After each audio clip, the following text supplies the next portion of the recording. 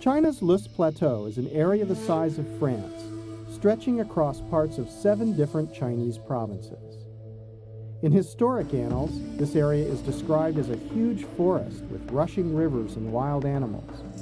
It's also the cradle of Chinese civilization along the Yellow River Basin. The impact of thousands of years of human habitation, combined with a lack of understanding about the fragile soil, has left much of the area devastated. Here, poverty is widespread and its solutions are much more difficult than in more hospitable areas. 贫困地区呢，是一些自然条件、生态条件最差的一些地区。用中国话来说，现在剩下的是最难啃的硬骨头。所以呢，他们呢自身的条件差，所以呢社会发展严重的滞后，所以要扶贫、要改变面貌相当难。Loess is a very fine wind-borne sedimentary soil, dangerously prone to erosion. When ancient Chinese cut the trees, they began a process that seemed destined to lead to large-scale desertification throughout the area.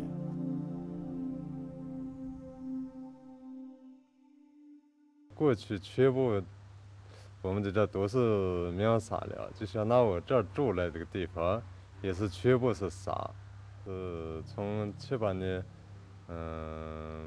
以后起初是连温饱问题也解决不了，吃不饱穿不上。 But 10 years ago, the Chinese government, with World Bank loans and technical support, began what ultimately may be the largest development project on Earth, the ecological rehabilitation of the Loess Plateau.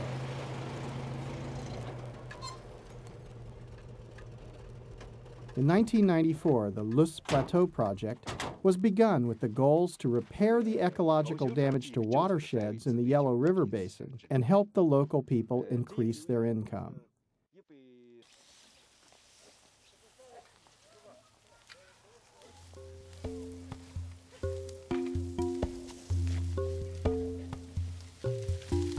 The thought of rehabilitating such a huge region that had suffered so much devastation over so long a time can be hard to grasp. It is equally hard for the people living in the region to understand. In order for the project to succeed, it was necessary to engage the local population and explain the scientific concepts, as well as how they could participate and benefit. This effort will not be finished quickly and requires many generations to join in the effort.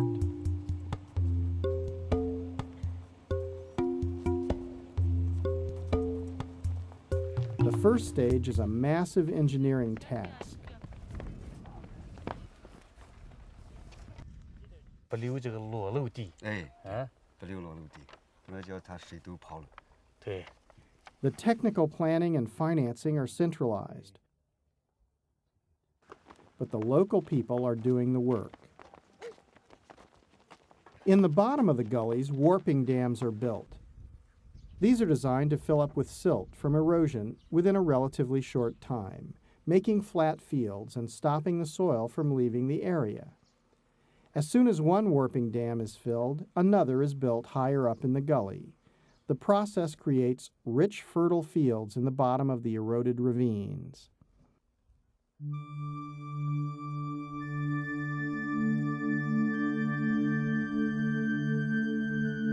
The next step is terracing the sides of the ravines. When the slope is not too great, terrace fields can be built. This can be done by hand or by the use of mechanized earth movers.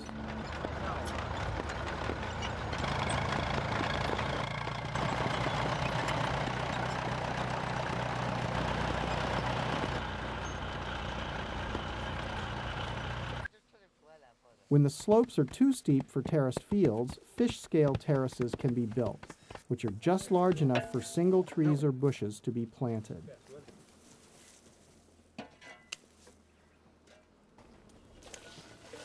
All the terracing makes it possible to introduce the second stage of rehabilitation, the introduction of trees and other plants.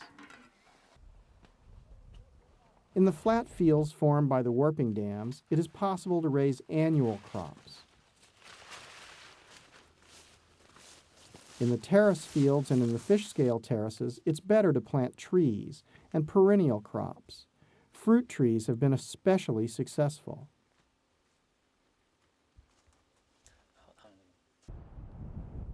Additional active measures such as dune stabilization and the introduction of grasses and bushes specially selected for their ability to withstand desert conditions are beginning to have a profound effect on the region. The engineering and biological components of the project are crucial, but it has proved equally important that ownership structures be put into effect to guarantee that the terraces will be maintained and the trees and other plants cared for. The project created the incentive by providing the local people with the opportunity to work their own fields through low-cost, long-term leases. After they participate in the rehabilitation work for which they are paid, they can acquire land use rights for the new fields, and the productive output belongs to them.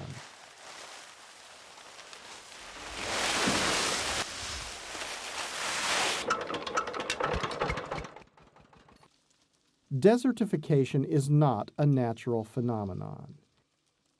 It's caused by destructive habits that are all too often continued by the hopelessness of poverty.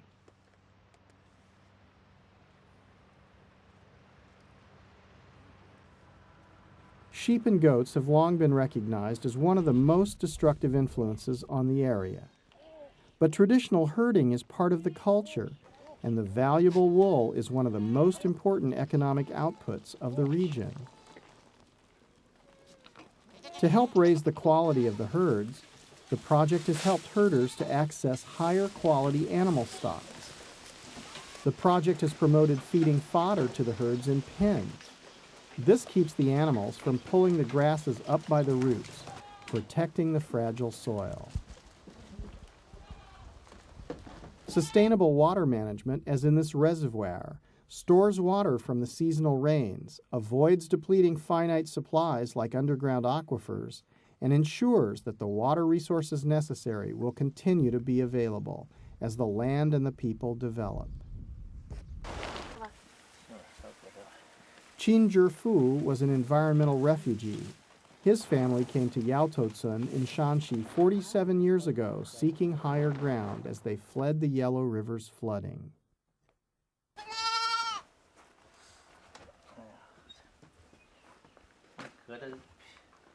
下雨呢，就是坡坡地整个都拉成河坡子了，整个是坑水坑，有些都拉一二尺深，水土流失特别严重。现在这就水土保持得很好，不管山上到沟里边，都把水固定到原来地方就存住了。这都是不管从雨地坝、果敢坝，还有咱这10项项目栽树，这挖着条条，这都是把水土起码是控制住了，流失是问题。 10 years after the first warping dams and terraces were built, there is visible and measurable improvement.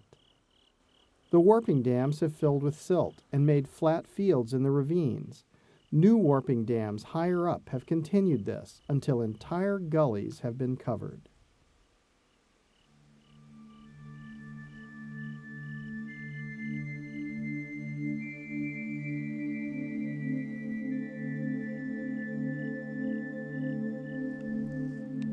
It has been proven again and again throughout history that human impact can destroy fragile ecosystems and especially disrupt the hydrological cycle.